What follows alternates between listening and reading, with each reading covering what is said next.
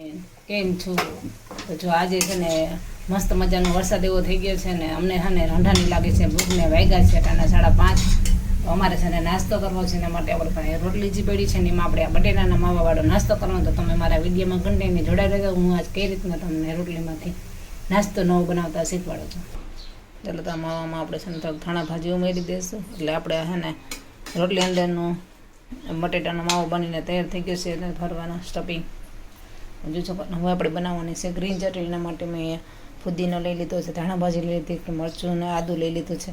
હવે આપણે થોડા તેમાં શેંગદાણા નાખીશું, શેંગદાણા ઉમેરી દઈશું.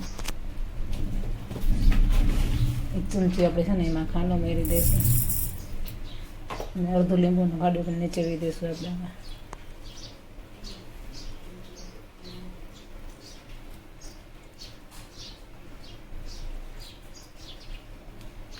હવે આપણે એને ક્રશ કરી નાખશું. તો આપણે આ રીતના એટલે છે ને રોટલી લઈ લીધી છે. હવે આપણે એમાં છે ને આ રીતના ટમેટા કેચઅપ લગાવી દઈશું.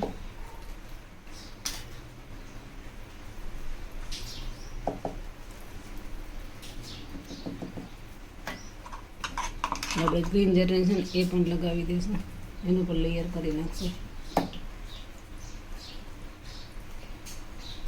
હવે આપણે જે બટેટાનો માવો લીધો છે તેમાં સ્ટફિંગ કરી દઈશું.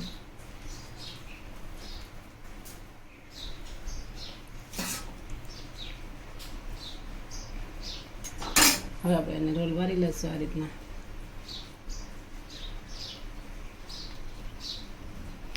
આ રીતે તો આ રીતના આપણે છે ને 4 રોટલીના આ રીતના બનાવી લીધા છે. તમે જે રોલ બનાવી લીધા છે તમે જોઈ શકો છો.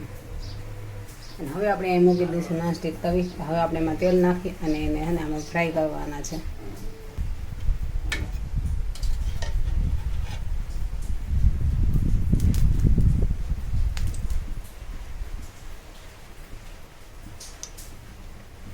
આ રીતના છે બધું તવીમાં તેલ આ રીતના ફેલાવી દેવાનું છે.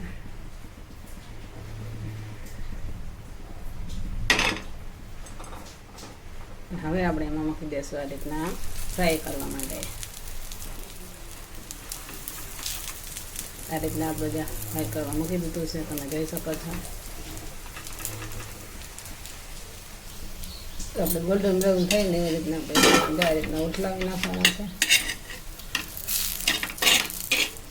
ક્રિસ્પી થવા દેવાના છે આપણે. તો તમને પણ આ રીતના નાસ્તા ભૂખ લાગી હોય, જો રોટલી પેડી હોય તો આ રીતના તમે નાસ્તો બનાવીને ખાઈ શકો, બાળકોને પણ આપી શકો છો. જલ્દી ખાવાનું મન થાય તો આ રીતના ખાઈ લેવાનું. આ રીતના મસ્ત મજાનું બનીને તૈયાર થઈ ગયું છે મિત્રો, તમે જોઈ શકો છો. તો ચાલો પણ તમે રંઢાનો નાસ્તો કરવા આવી જાઓ.